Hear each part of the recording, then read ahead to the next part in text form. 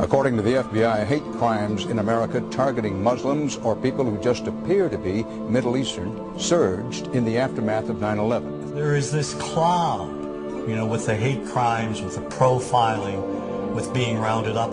Again, I think this illustrates the power of film, that in spite of the reality, in spite of the material that we know to be true, we still embrace the mythology. The mythology is still a part of our psyches. Stereotypes take a long time to wither away. And for many of us, we're comfortable with our prejudices. We don't want to change. We've grown accustomed to this face.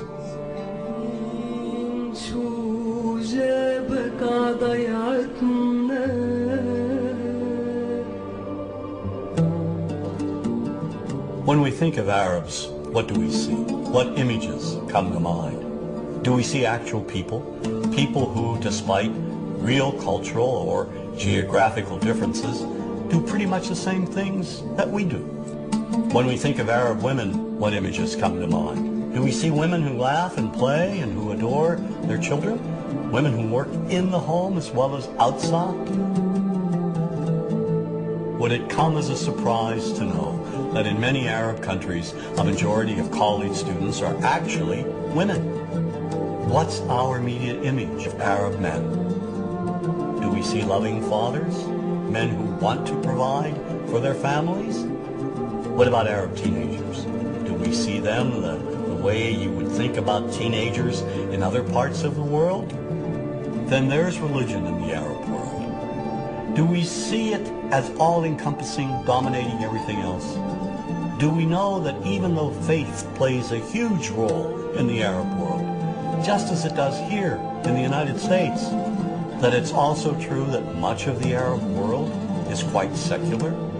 When we think of Arabs and religion, does Christianity come to mind? Do we remember that there are over 20 million Christians in the region who have lived side by side in harmony with Muslims for centuries?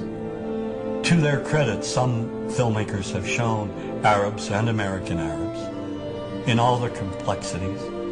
And an excellent way to shatter a stereotype is through laughter, through comedy. So we have comedians. Comedians have done this historically, black comedians, Jewish comedians. So we see Arab comedians doing this, and this is one way to release the tension. Things on a credit card, true story. Guy behind the counter picked up my credit card, sees the Olive card, looks at me all weird. He's like, hey, buddy, what kind of name is, that?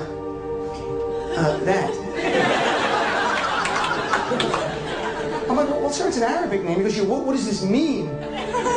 So I'm like, well, translate it to English. It means peaceful, friendly Arab. But he's not happy. He goes, yeah, what Arab country is your family from? So I tried the most peaceful, popular one that he would like. So I'm like, we're from the same Arab country that Aladdin is from.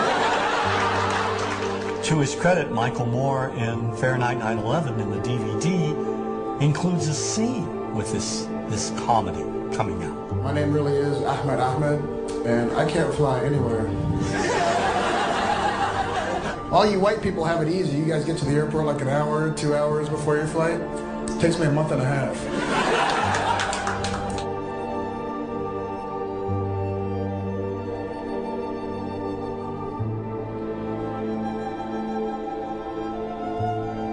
Nous vivons dans un monde qu'on peut critiquer, qui est le monde de la dérision. Vous le savez bien, et dans les médias, je dirais le monde de la dérision, on se moque de tout. Le fait que ça se fasse me satisfait. Parce que ça veut dire que nous avons, qu'on est libre, peu à peu... Il faut qu'on soit beaucoup plus sage que ça, qu'on rentre pas dans ces provocations. Et c'est pour ça que... C'est l'autocensure, ça, Jamel. Si on... Tu comprends ce que je veux dire? Si on commence à pas faire de dessin pour pas choquer les musulmans... Non, si on... que pour moi... C'est de l'autocensure. C'est la fin de la liberté d'expression. Pour moi, la liberté d'expression, la liberté d'expression et le respect font partie, sont mariés ensemble. Tu peux... Moi, je suis pour la liberté d'expression. Mais si je vais blesser une personne, pourquoi blesser la personne? Non, mais si moi j'ai envie de faire une caricature sur Mahomet ou sur un rabbin ou sur Jésus-Christ, il faut que j'ai le droit de le faire. Tu comprends? C'est ça la France. Quand tu sais que tu vas blesser 10 millions de personnes, pourquoi tu vas les blesser? Pourquoi? C'est la liberté, c'est ça. C'est la liberté de... Alors...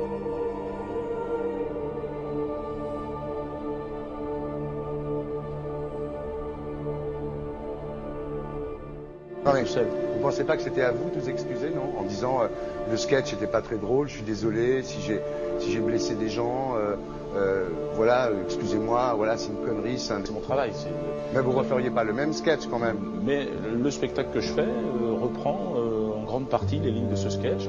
Mais il y a un truc que je comprends pas sur cette affaire, c'est qu'à aucun moment vous avez senti le besoin de vous excuser et que vous en avez rajouté. C'est tellement surprenant, c'est tellement inadmissible que j'en suis choqué. Voilà. Dans un pays où on peut parler, on peut s'exprimer. Et là, pourquoi tout d'un coup, sur un sujet, on ne pourrait pas s'exprimer? Vous savez bien pourquoi on ne peut pas s'exprimer. Pourquoi? Parce que dans ce pays, on a envoyé pendant la guerre des juifs dans des chambres à gaz et que ça crée un petit problème quand même. Vous voyez ce que je veux dire? Dans ce pays, on a envoyé pendant 400 ans des centaines de millions de Noirs. Il y a eu 400 ans d'esclavage. Et pourtant, ça n'a pas empêché Michel Leb de faire un sketch qui m'a fait marrer. Où il faisait un Noir, et à la fin, il faisait un singe. Et en parlant des narines, en parlant des lunettes. En tout cas, lui, il n'a pas été interdit d'exercer son travail. Il a même eu la Légion d'honneur.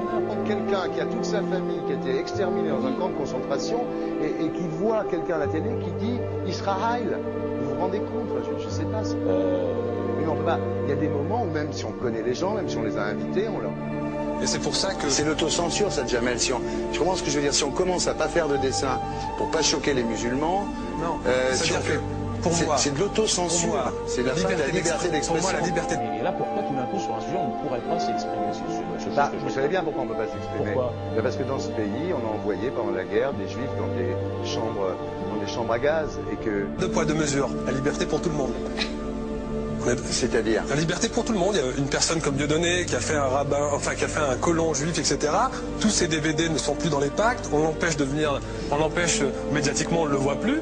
Alors que lui, c'est un comique. Plusieurs lois qui ont été faites contre l'antisémitisme.